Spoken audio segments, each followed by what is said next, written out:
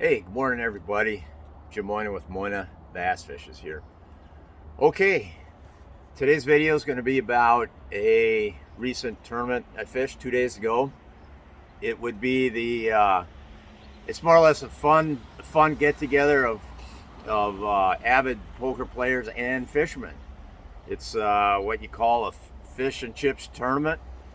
So it was 8 boats, and we fished in the morning from 9 till 2:30, so morning, early afternoon, and then the poker game broke out in the afternoon and lasted until later that night.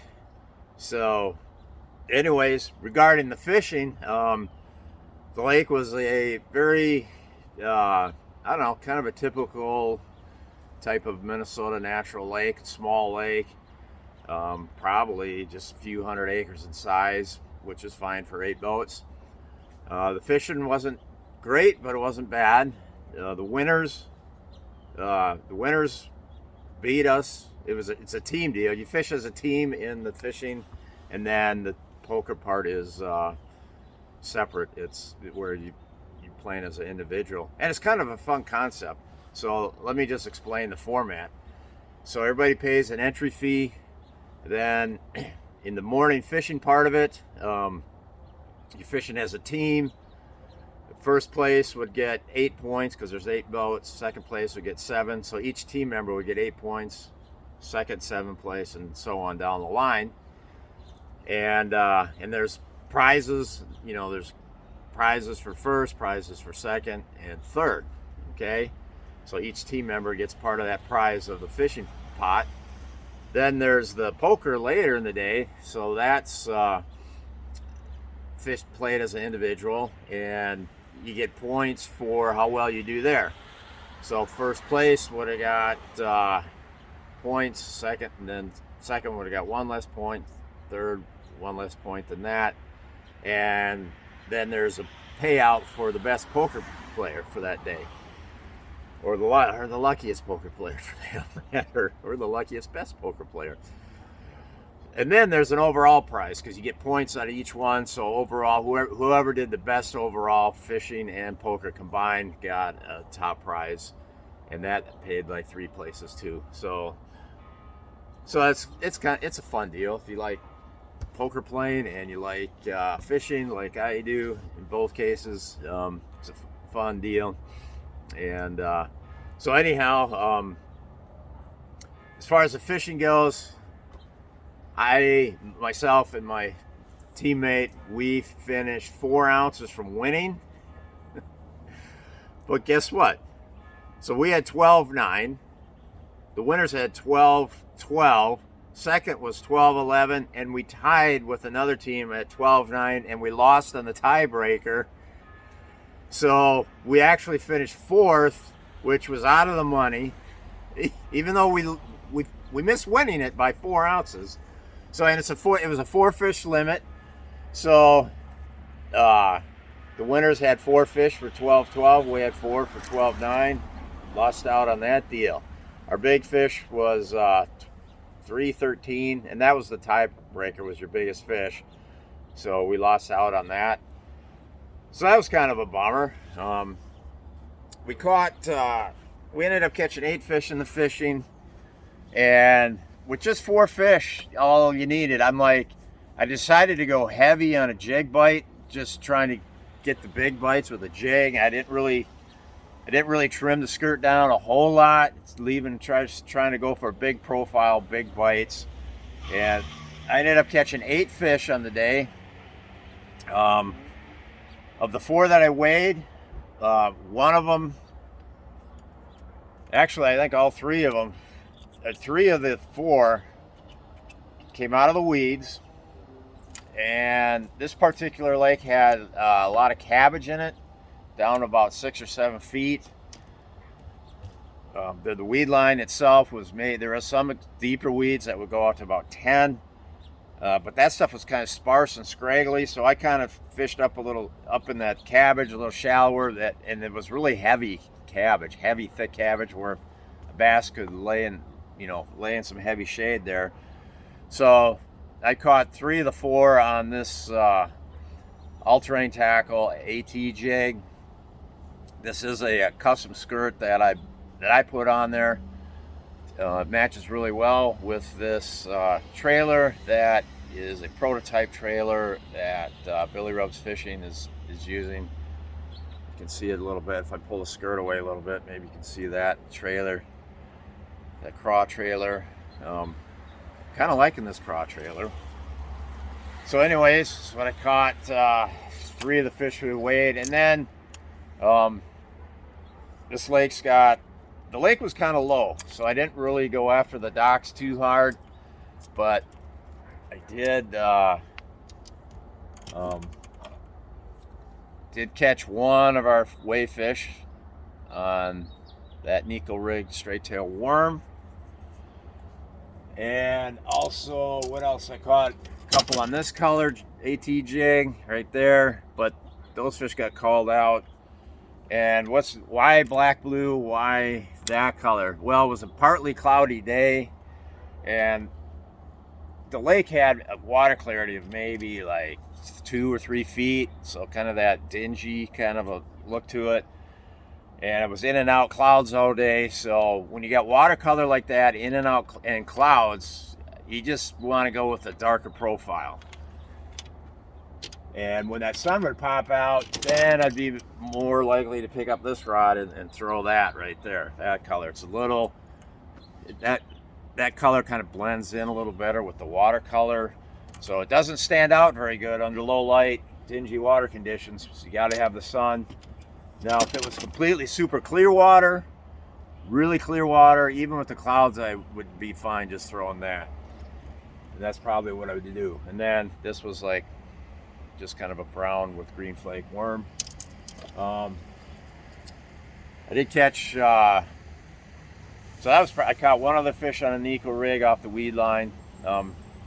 Talking with the guy that won, Scott Sarf, who always wins this fishing division of this, because this is probably like the 4th time I've done this tournament. It's once a year, and it's about the 4th time he's won it. I think he's won it every time I've been in it, and he won it. He told me just fishing a all-terrain jig off the deepest, more sparse weeds. So apparently that was his pattern, and I know the guy I tied with, or was it the guy that got second? I think the team that got second. No, I don't know. I heard of one other 4-pounder getting caught off a dock. So there were a few big ones on the docks, but I saw most guys were fishing out in the weeds of some kind. So anyhow, that's just the report from Minnesota here. Oh well, if you want to stick around, if you want to hear the poker part, sure. I think I was eliminated out of the 16 players. I was eliminated like halfway through it, even though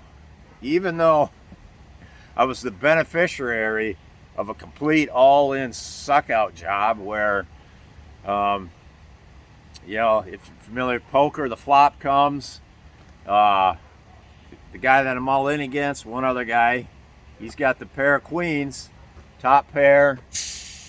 I've got just 4. I've got 4 clubs, so I'm leading that 5th club.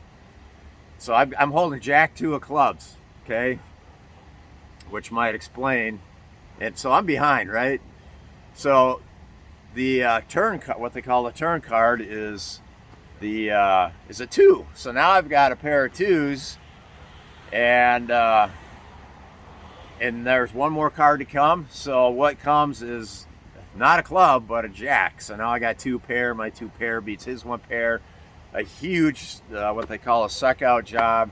And even though it's a beneficiary, and that doubled me up, and that put me, at a decent chip stack at that point. And even with that happening, I still only could manage a middle of the pack finish on the poker.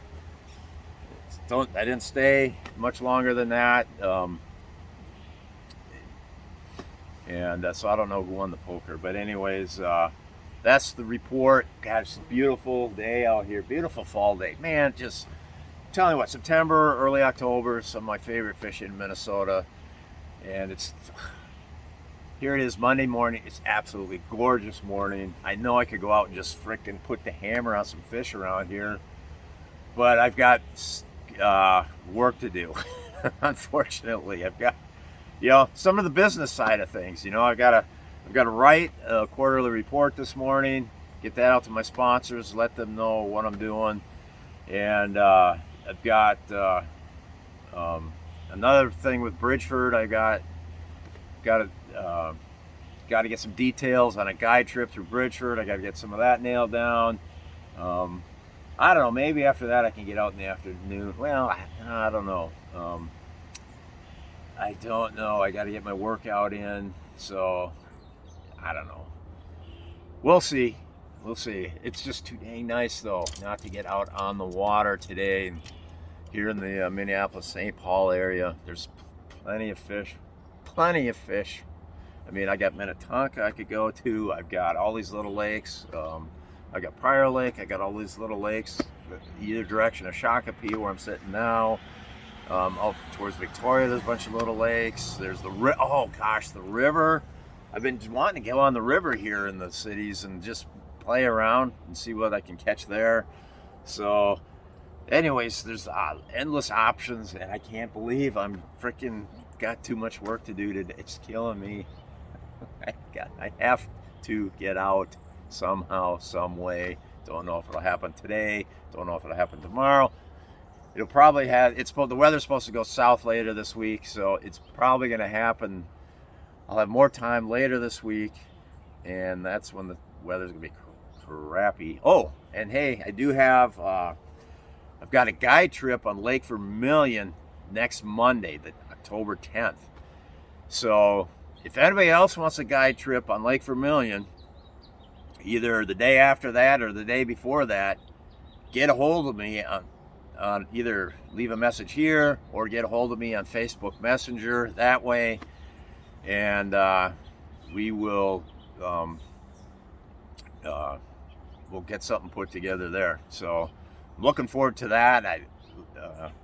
Small, and the guide trip on Lake Vermilion, you're looking at smallmouths pretty much. That's what I'd be targeting up there for a guide trip. In the process, probably catch a few walleyes, but no guarantees. Well, no guarantees on any fish being caught, but tell you what, fall smallmouth fishing can be some of the most predictable, easiest type of bass fishing there is.